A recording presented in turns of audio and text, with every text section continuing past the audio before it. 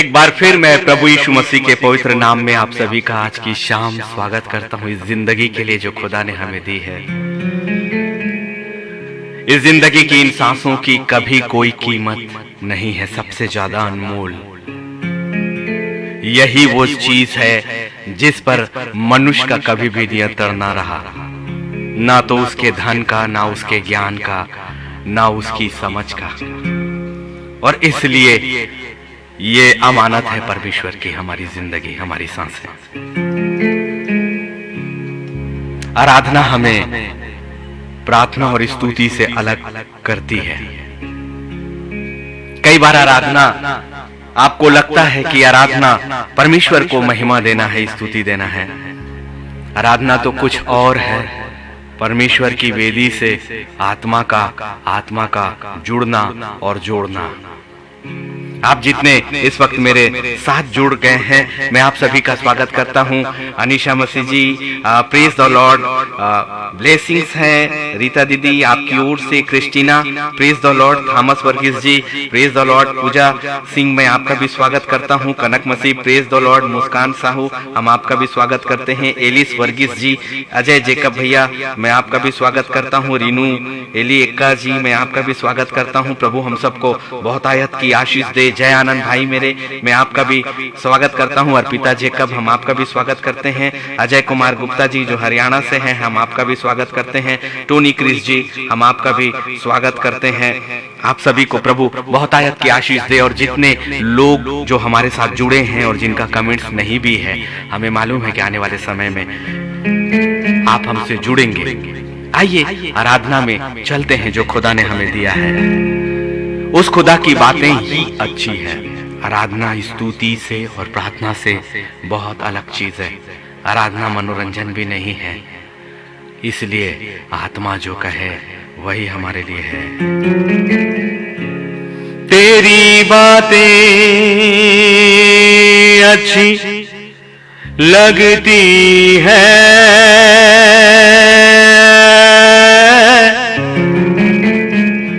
आत्मा तू कहे। यदि आपने अभी तक अपने आप को पवित्र आत्मा के साथ जोड़ना नहीं सीखा तो एक बार कहिए ना। आराधना अच्छे सुर को नहीं मांगती, आराधना अच्छे संगीत को भी नहीं मांगती। आराधना एक अच्छी आत्मा को मांगती है। और आराधना वो है जब आपकी जिंदगी में सुख हो या दुख हो, चाहे आप आंसुओं की घाटियों में भी होकर गुजरे, उस वक्त भी जब आपके घुटने अपने परमेश्वर के सामने झुकते हैं और आप अपनी आंखों को बंद करते हुए संसार की ओर देखना कि आपकी जिंदगी के साथ क्या बीत रहा है और क्या होने वाला है। जब आपकी आंखें और आपका मन सिर्फ और सिर्फ परमेश्वर के सिंहासन की ओर झुकता है और कहता है, प्रभु जो तेरी इच्छा मेरी जिंदगी के लिए है वो मुझे कबूल है। मैं तो उन बातों के लिए धन्यवाद करता हूँ जो तेरी इच्छा मेरी जिंदगी के साथ पूरी हो रही है। ये जिंदगी चाहे दुख से भरी हो, चाहे सुख से भरी हो, जो तूने दिया सबके लिए मैं तेरा धन्यवाद करता हूँ। एक बड़ी सामर्थ, वैसे ही जैसे लाल समुद्र बटा था, वो आपकी आराधना से उसी वक्त बहुत कुछ स्वर्गीय स्थानों में होता है। आइए। तेरी बातें अच्छी लगती है, आत्मा तू कहे। तेरी बातें सच्ची लगती है, आत्मा तू कहे। ये गीत आपको YouTube में नहीं मिलेगा और कहीं नहीं मिलेगा, क्योंकि ये आत्मा के गीत हैं। यही आराधना है, फर्क है स्तुति, मनोरंजन और प्रार्थना में। ये आराधना है। आइए बढ़ते हैं।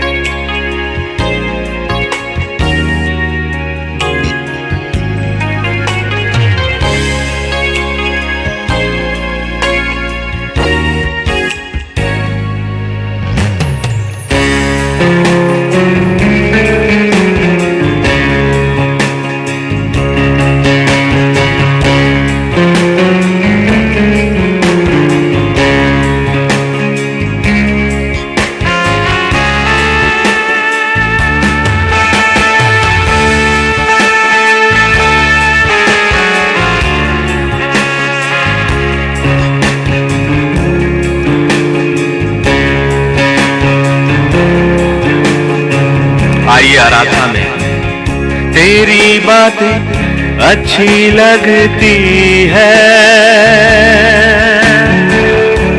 आत्मा तू कह। तेरी बातें सच्ची लगती है, आत्मा तू कह। आदि में था तू, आज भी है तू, और रहेगा सदा सदा।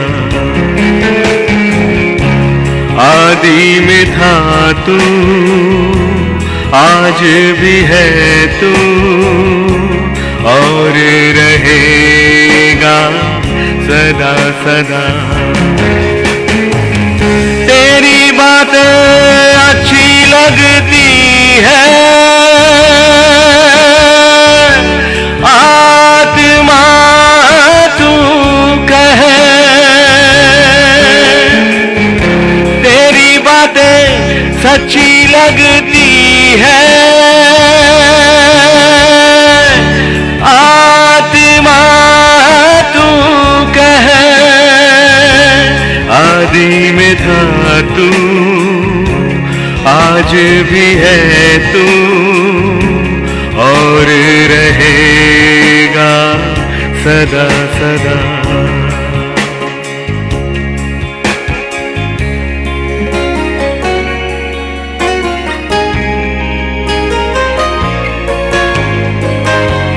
कहिए प्रभु, मेरे कान तो तेरे ही वचनों को सुनना चाहते हैं।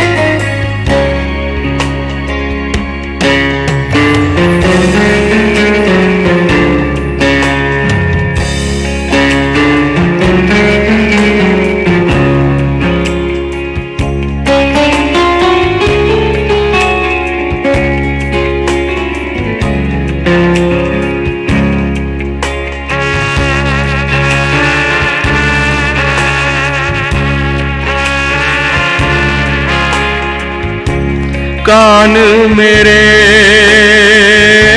तेरा वचन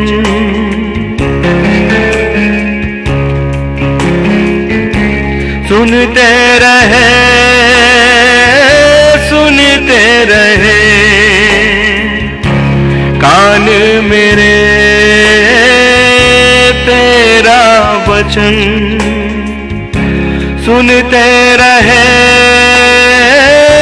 सुनते रहे। तेरी बातें अच्छी लगती है, आत्मा तू कह। ये आराधना है जो आत्मा को आत्मा से जोड़ता है। तेरी बातें सच्ची लगती है,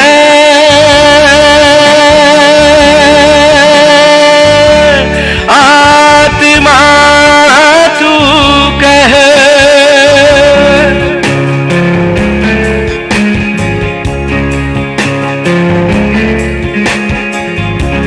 तेरी बातें अच्छी लगती है, आत्मा तू कह। ऐ खुदा तू ही यहाँ, तू ही यहाँ मेरे साथ है। वो आपके साथ है सच में, वो आंखों से नहीं दिखता क्योंकि वो मनुष्य नहीं।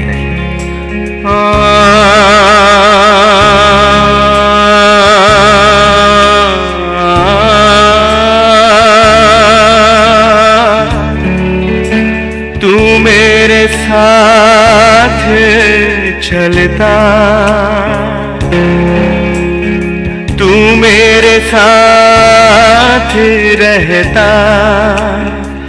आपके गले में सुर हो या ना हो, खुदा आपकी आत्मा आत्मा की आवाज को सुनता है।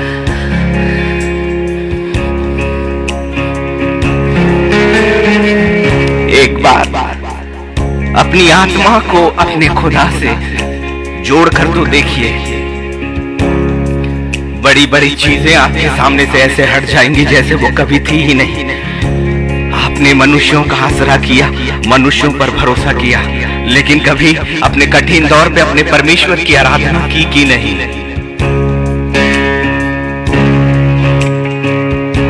राहों में तुझको ढूंढूं खुदा मेरे, तू है कहाँ अब तो पुकारूं। राहों में तुझको ढूंढूं खुदा मेरे, अब तू कहाँ है तुझको पुकारूं। तू ही यहाँ मेरे साथ चलता, आत्मा तू है, तू ही यहाँ मेरे साथ चलता, आत्मा तू है। आदि में था तू, आज भी है तू, और रहेगा सदा सदा। आदि में था तू, आज भी है तू, और रहेगा सदा सदा।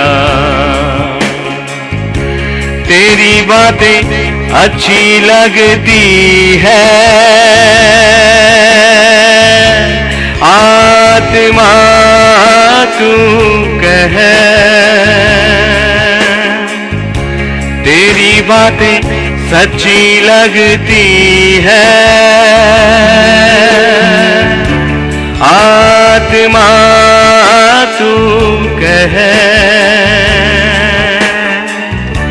तेरी बातें अच्छी लगती है,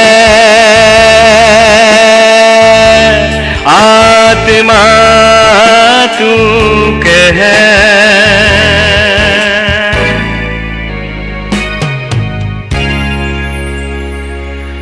मैं परमेश्वर का आज के इन गीतों के लिए धन्यवाद करता हूँ। आराधना मनोरंजन भी नहीं है, आराधना गीत भी नहीं है, आराधना स्तुति भी नहीं है। आराधना मेरी जिंदगी का अभिन्न हिस्सा है। हर पल मेरी आत्मा ही नहीं परंतु मेरी जुबान अपने परमेश्वर की कुछ नई आराधना करती चली जाती है। और आपके सामने जो गीत इस वक्त मैं लाऊंगा, यदि आप इसे खोजें कि कहीं और है तो कहीं ये और नहीं मिलेगा। इसलिए नहीं मिलेगा क्योंकि ये तो आत्मा और वो आराधना है जिसका 5 से 10% का वो हिस्सा जो पब्लिक के रूप में आपके पास आता है मेरे इस तरह के प्रसारण में। लेकिन 95 से 98% आराधना केवल परमेश्वर से मुझे जोड़ती है, जो कभी भी आपके सामने नहीं आ पाते। हजारों और हजारों ऐसे शब्द, हजारों और हजारों ऐसी लाइनें, हजारों और हजारों ऐसे धुन मेरी पूरी जिंदगी का एक हिस्सा बन गए, जो सुबह से लेकर रात तक वो परमेश्वर से हमें जोड़ती है। और उसका केवल कुछ हिस्सा ही आप तक इस जगह पर मैं ला पाता हूं। आराधना प्रार्थना भी नहीं है, आराधना परमेश्वर को महिमा देना भी नहीं है, परंतु आराधना तो परमेश्वर को दंडवत करना है। एक बार फिर से आराधना के विषय में मैं आपको बताऊं, ये अच्छे शब्दों, अच्छे संगीत से नहीं होती। आराधना आपकी जिंदगी का एक वो हिस्सा है जो आपकी आत्मा परमेश्वर से पवित्र आत्मा की सहायता में होकर अपने आप को जोड़ती है और परमेश्वर को दंडवत करती है। परमेश्वर के सिंहासन के सामने आपकी आत्मा दंडवत करती है।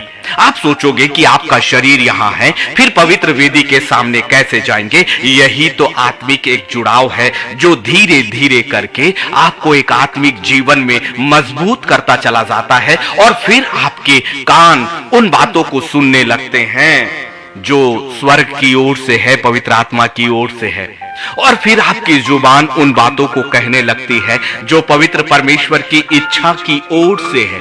इसलिए आपको आत्मिक जिंदगी को और इस संसार की जिंदगी में भेद होना बहुत ही जरूरी है। यदि मैं पहली आराधना के विषय में बात करूं तो सबसे पहली आराधना जो है वो इब्राहिम के द्वारा की गई थी, और ये उत्पत्ति के 22वें अध्याय और 5वें में आता है।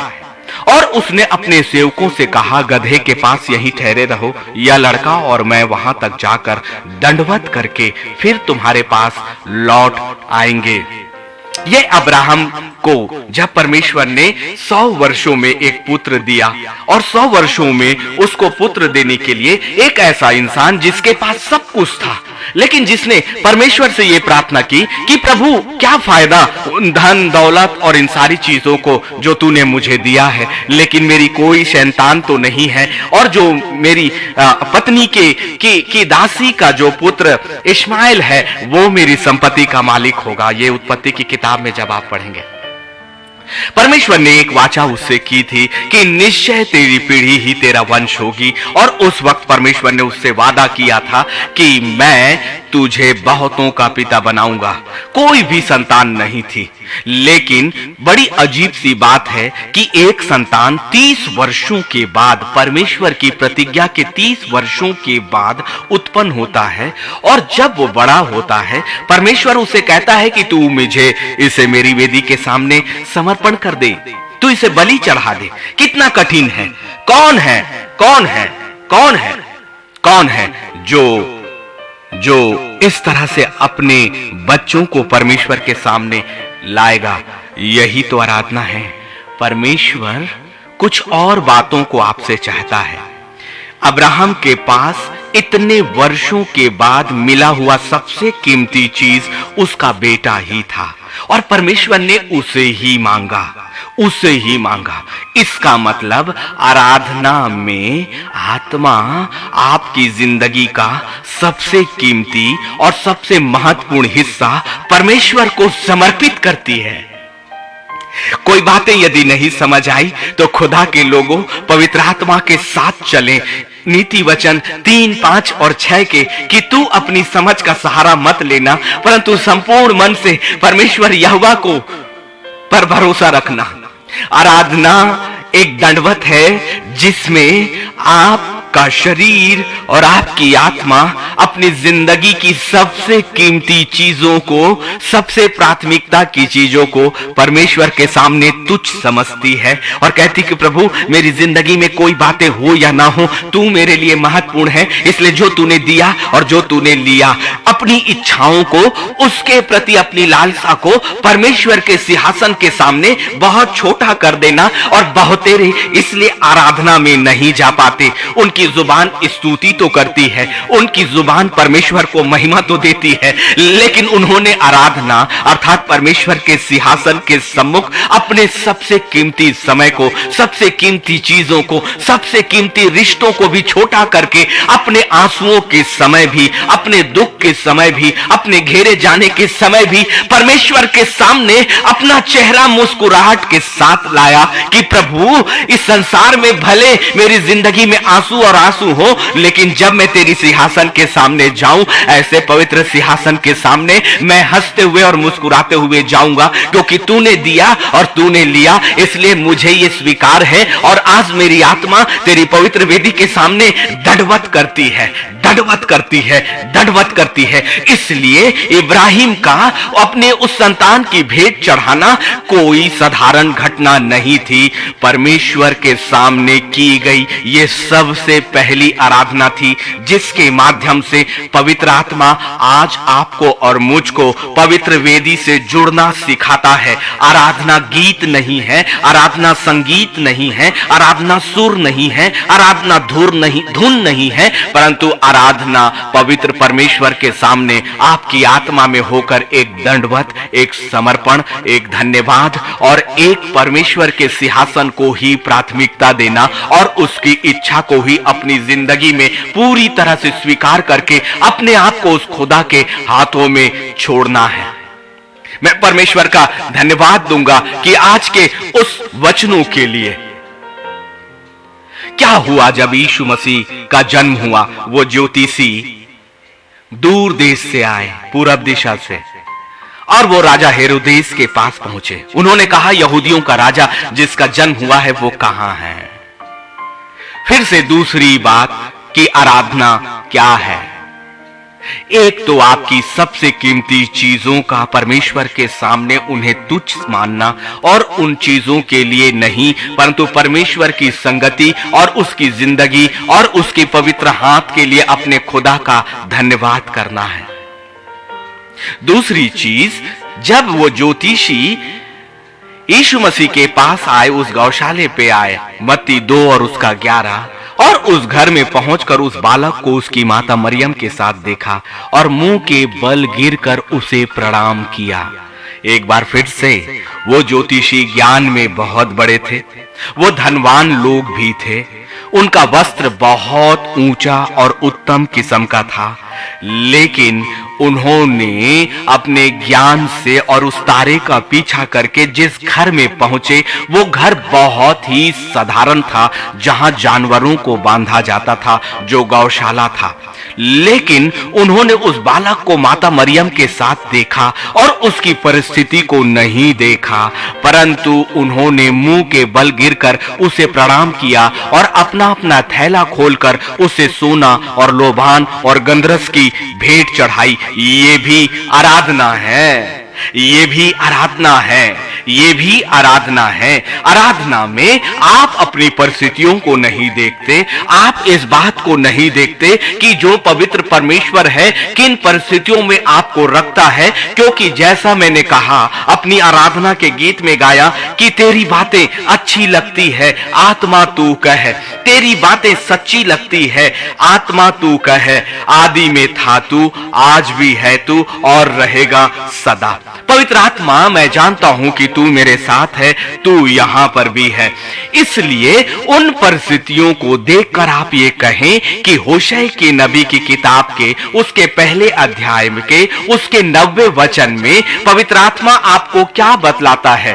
पवित्र परमेश्वर की ओर से वो आपसे कौन सी वाचा को बांधता है कि जहां जहां तू जाएगा तेरा परमेश्वर यहोवा वहां वहां तेरे संग रहेगा। इसलिए ये बड़े भेदों की बात है जिसे हम अभी तक सच में नहीं समझ सकते, और इसीलिए लूसीफर ने बड़े सच की बातों को आपसे छुपा कर रखा है। ये नए यरूशलेम का प्रचार है, अंतिम समय की भविष्यवाणियों के पूरा होने से पहले परमेश्वर का वो वचन जो आपके कानों तक पवित्र आत्मा के द्वारा पहुंचाया जा रहा है। होशे नबी की किताब उसका पहला अध्याय उसके 90 में खुदा का वचन आपसे कुछ प्रॉमिस को, कुछ वादे को करता है कि जहां जहां तू जाएगा तेरा परमेश्वर यहोवा वहां वहां तेरे संग जाएगा। इसका मतलब ज्योतिषी इस बात को जानते थे कि वो जिस जगह पर पहुंचे हैं वो जगह कोई साधारण हो ही नहीं सकती, क्योंकि उनको पवित्र आत्मा ने ही बताया। मैंने इससे पहले 19 तारीख को यह प्रचार किया था ना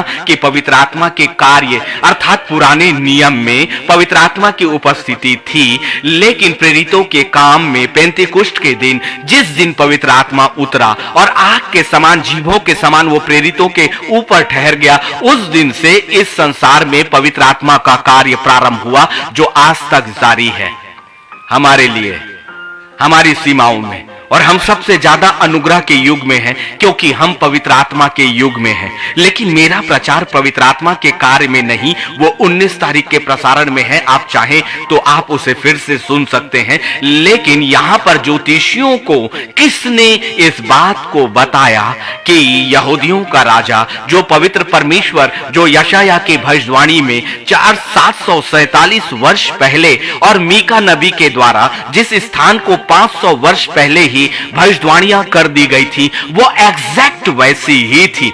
मीका नबी ने अपनी किताब के 5वें अध्याय में बेतलहम के विषय में भविष्यवाणी कर दी थी और यीशु मसीह के जन्म और उसके क्रूसिफिकेशन की भविष्यवाणी 747 वर्ष पहले यशायाह के द्वारा की गई थी। ये जो ज्योतिषी थे, ये भविष्य को जानने और शास्त्रों को जानने वाले लोग थे, लेकिन उस जगह तक पहुंचाने वाला पवित्र आत्मा था। उन्होंने ये नहीं देखा। यस, वो सबसे पहले राजमहल में गए, लेकिन जब पवित्र आत्मा ने उन्हें दिखाया और उस तारे ने उस जगह तक उन्हें पहुंचाया, मैं एक बार फिर से कहूं, पवित्र आत्मा ने जब उन्हें बताया और उस तारे ने जब उन्हें दिखाया, एग्जैक्ट जगह पर, चाहे वो जगह साधारण ही क्यों ना हो, जिस जगह पर परमेश्वर की उपस्थिति है, उस जगह पर दंडवत करना है, ना तो परिस्थितियों को देखना है। इसीलिए उस साधारण सी जगह पर, उस गौशाले की जगह पर, उस चरनी की जगह पर यूसुफ और मरियम बढ़ाई परिवार के थे।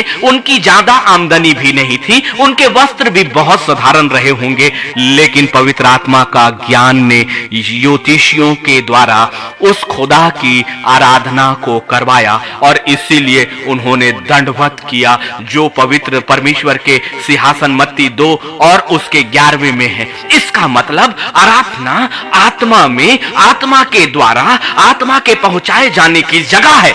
आराधना आत्मा के द्वारा, आत्मा के द्वारा पहुंचाए जाने वाली जगह है। वो जगह वो है जहां पर पवित्र परमेश्वर की उपस्थिति और उसका सिंहासन होता है, और पवित्र परमेश्वर की इस उपस्थिति का स्थान तीसरा स्वर्ग है। कितनी भेदों की बात है। इसका मतलब यदि आराधना दंडवत करना है, और दंडवत करना मतलब परमेश्वर के करीब में पहुंचना, या उस स्थान पर पहुंचना जहां परमेश्वर है, या तो आपकी आत्मा उस जगह पर पहुंचाई जाती है, या पवित्र परमेश्वर उस जगह पर आपको कब्जा करता है। दोनों परिस्थितियों में या तो आप पवित्र परमेश्वर के सिंहासन के पास हैं, या पवित्र परमेश्वर की उपस्थिति आपके पास है।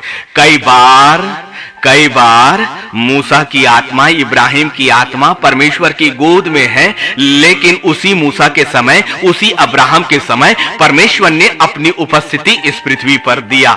दोनों बातें हैं और दोनों आराधना का ही परिणाम था, दोनों दंडवत किए जाने का ही परिणाम था। फिर से उन भेदों में आए। दंडवत और आराधना वो स्थिति है जहां आप पवित्र परमेश्वर के सामने पहुंचाए जाते हो, या पवित्र परमेश्वर आपके परिस्थितियों पर आता है। दोनों परिस्थितियों में पिता परमेश्वर स्वयं सिंहासन आपके साथ होता है। कितनी बड़ी बात है कि एक साधारण से मनुष्य का स्थान परमेश्वर की वेदी का स्थान बन जाता है, या वो मनुष्य की आत्मा पवित्र परमेश्वर के सिंहासन के सामने पहुंचाई जाती है। ऐसे कई बार ऐसे अनुभव हुए जब मैंने आराधना के समय अपने परमेश्वर को अपने दायरे में महसूस किया, उसकी रोशनी को मैंने बंद आंखों से महसूस किया। अपने बीमारियों के समय में, अपनी तकलीफों के समय में मैंने उस खुदा के स्पर्श को वैसे ही महसूस किया जैसे कि कोई मनुष्य आपके गालों को छूता है, यकीन माने। और कई बार आराधना में परमेश्वर ने मुझे स्वर्ग और स्वर्ग के स्थानों तक पहुंचाया, नरक और नरक के स्थानों तक पहुंचाया, आत्मिक क्षेत्र तक पहुंचाया। आत्मिक क्षेत्र दो तरह का है, अंधेरे का और पवित्र परमेश्वर के सिंहासन के सामने। लेकिन आराधना वो माध्यम है जो दोनों आत्मिक जगहों तक आपको पहुंचाती है। लूसीफर के गढ़ों तक भी आपको पहुंचाएगी और पवित्र परमेश्वर के सिंहासन के सामने भी आपको पहुंचाएगी। इसलिए यदि आपने अभी तक आराधना को गीत समझा था, यदि अभी तक आपने आराधना को संगीत समझा था, यदि अभी तक तक आपने आराधना को स्तुति समझा था, यदि अभी तक आपने आराधना को प्रार्थना समझा था, तो पवित्र शास्त्र के अनुसार ये इनमें से नहीं, परंतु आराधना खुदा के सिंहासन को या उसके सामने पवित्र वेदी को दंडवत करना है। दंडवत करना है, परमेश्वर की उपस्थिति को स्वीकार करना है। कई बार आपके सामने लूसीफर खड़ा हो जाएगा जब आप आराधना करते हो। आपकी परिस्थितियां, जब आपके घर की परिस्थितियां अशांति की हो जाती है, जब आपके घर की परिस्थितियां लड़ाई और झगड़े की हो जाती है, जब आपके अपने जीवन का वातावरण आपके जीने के लायक नहीं रहता, ऐसे समय में सबसे बड़ा हथियार जो है वो आराधना है। मैंने अपनी जिंदगी के सबसे बेहद और अपनी जिंदगी के सबसे काले दिनों में अपने परमेश्वर के सामने इस पियानो को, जिसे मैं आपके सामने जाकर स्तुति करता हूं, और सबसे पहले मैंने यह कहा कि मेरी आराधना का केवल 5 से 2% भाग ही आपके सामने आता है। 95 से 99% आराधना मेरी अपनी व्यक्तिगत खुदा के सामने जुड़ने की होती है। लेकिन यही वो ताकत है जिसने आपके जीवन को, आपके शरीर को, आपके वातावरण को स्वर्ग से जोड़ता है, स्वर्ग से जोड़ता है। या तो आपकी आत्मा स्वर्ग से जुड़ती है, या सिंहासन उस स्थान तक अपने स्वर्गीय सामर्थ को प्रकट करता है। और परमेश्वर की सामर्थ दोनों परिस्थितियों में आपको पूरी तरह से सुरक्षित करती है।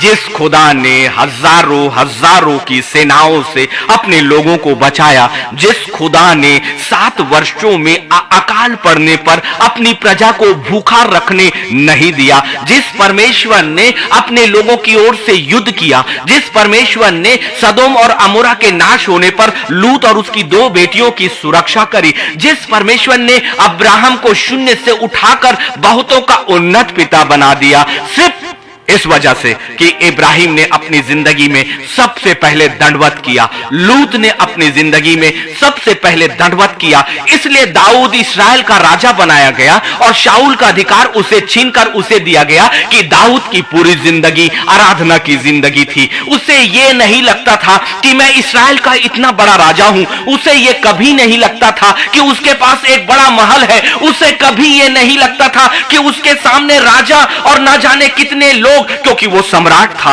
बहुत से राज्य उसके अंदर में थे। इस्राएल जो है कई समूहों में बटा हुआ था, लेकिन वो समस्त इस्राएल का राजा था। लेकिन अपने परमेश्वर के सामने वो 3 बार दंडवत करता था, और हर बार वीणा बजाकर एक राजा जमीन में बैठकर अपने परमेश्वर के सिंहासन के सामने उस खुदा की आत्मा को या तो अपने वेदी तक लाता था या अपनी आत्मा को खुदा तक लेकर जाता था। इसीलिए तो जब दाऊद शाऊल के सामने वीणा बजाता था, वो दुष्ट आत्माएं जो उसे परेशान करती थी उसके सामने से भाग जाती थी। क्यों भागती थी? क्योंकि पवित्र परमेश्वर की उपस्थिति दाऊद के दंडवत और उसकी आराधना से उस जगह पर आती थी। और ज्योति का और अंधकार का कोई भी मेल नहीं। इसका मतलब सीधा सा साफ यह है कि आराधना आप कुछ अलग है। आराधना परमेश्वर का दंडवत है, और आराधना में खुदा का स्थान, या तो आपका स्थान खुदा में शामिल होता है या आपकी जगह में वो खुदा शामिल होता है। मतलब यदि स्वर्ग का स्रोत, स्वर्ग का सुरक्षा देने वाला सीधे आपसे जुड़ गया, तो आपकी जिंदगी जो इस संसार में फंसी है वो वैसे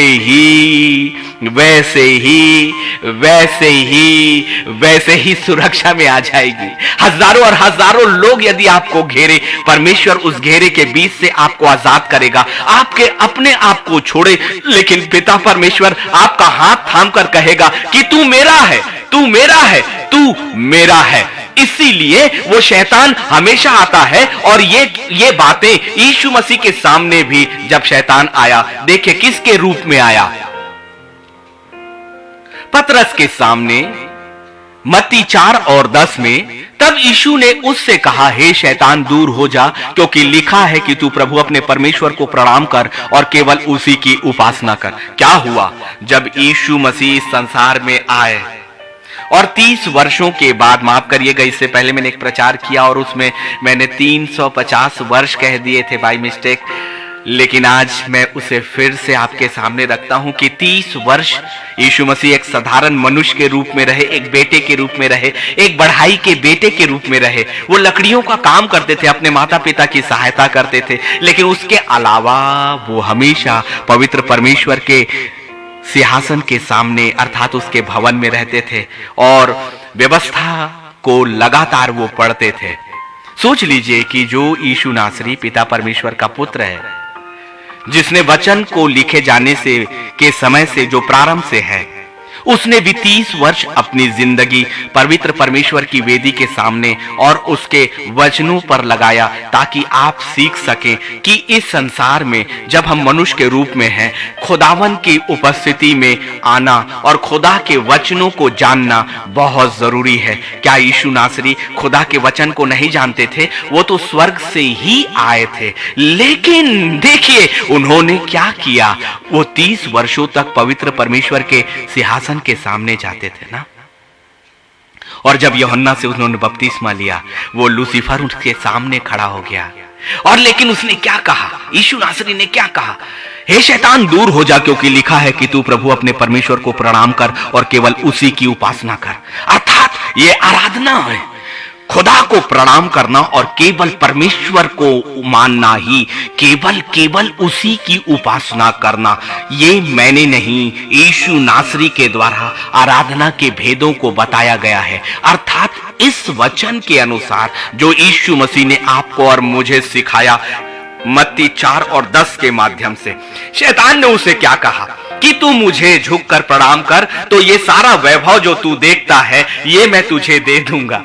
ऐसी ही बातें तो आपके जीवन में भी आती है और आपको लगता है कि अभी तो वक्त है, थोड़ा सा मैं अपने मन का कर लूं, थोड़ी सी अपनी इच्छा, अपनी लालसाओं को पूरा कर लूं, फिर एक समय मैं पवित्र परमेश्वर के अनुग्रह को इस्तेमाल कर लूंगा, उसकी दया को इस्तेमाल कर लूंगा, उसकी क्षमा को मैं इस्तेमाल कर लूंगा।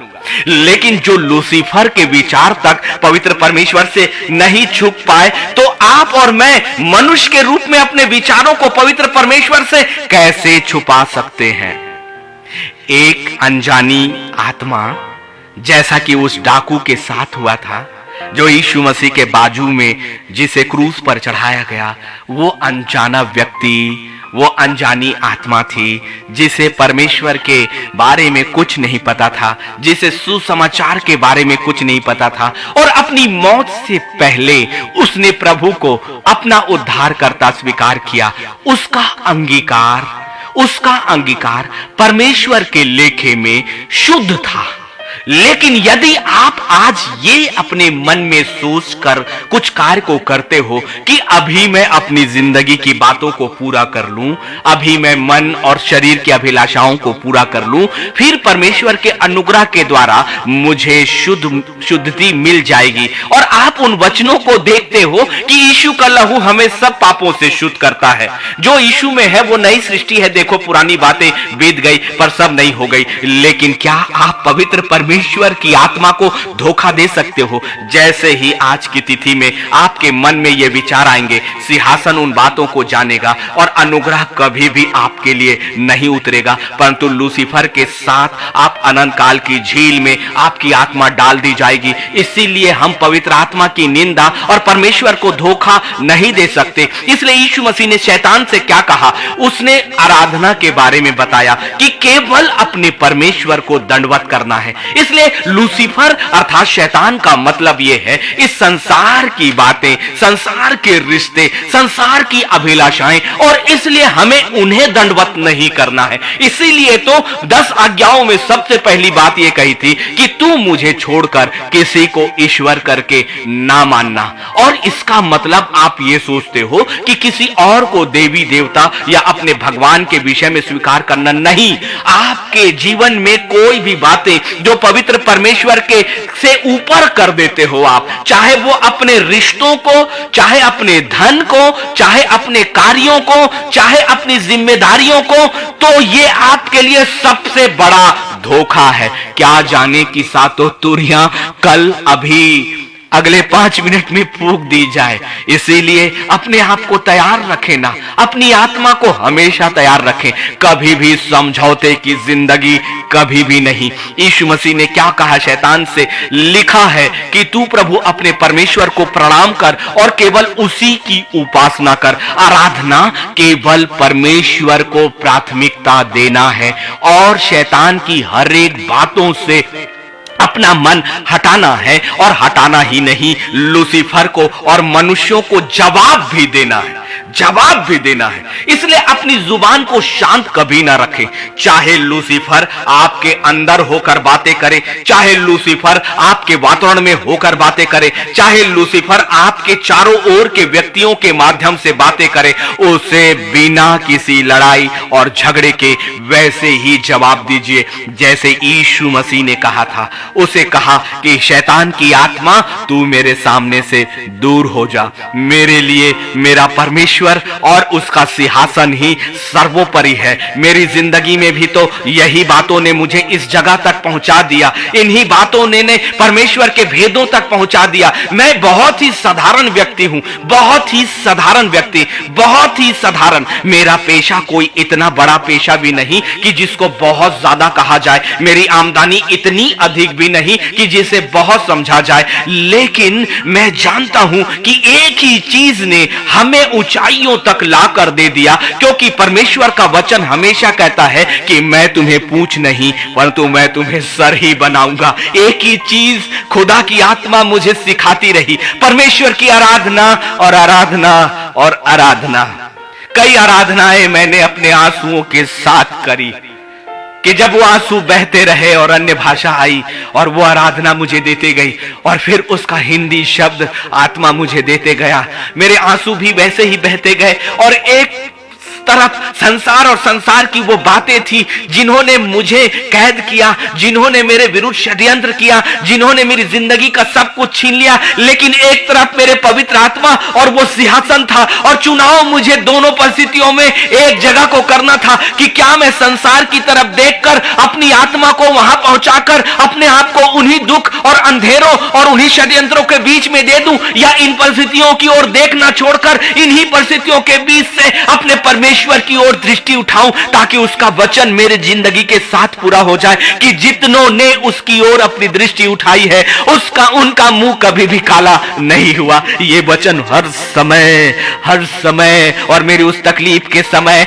आत्मा बड़ी प्रबलता के साथ मेरे अंदर रखता था कि जितनों ने उसकी ओर अपना मुंह उठाया उनका मुंह कभी काला ना हुआ। यस, यही बातें और अय्यूब की वो बातें कि मैं जानता हूं कि तू सब कुछ कर सकता है और तेरी युक्तियां कभी भी निष्फल नहीं हो सकती। जब आत्मा मुझे आराधना के गीत देता जाता था, जब आत्मा मेरी जिंदगी को लेकर चलता जाता था, यही वचन एक तरफ वो उसकी प्रबलता के साथ आते चले जाते थे, एक तरफ वो तकलीफ की बातें शैतान और लूसीफर मेरी जिंदगी के साथ दिखाता था, लेकिन एक तरफ पवित्र आत्मा अपने वचनों को लेकर अपनी सामर्थ देता था और इनके बीच मुझे हर शब्दों में फैसला करना होता था, हर धुनों में फैसला करना होता था कि कैसे आप अपने आंसुओं के समय, अपने अंधेरों के समय भी अपने परमेश्वर के सामने मुस्कुराते हुए उसकी आराधना करते हो कि प्रभु मेरी जिंदगी के साथ चाहे कुछ भी हो जाए, मेरे लिए तेरा सिंहासन ही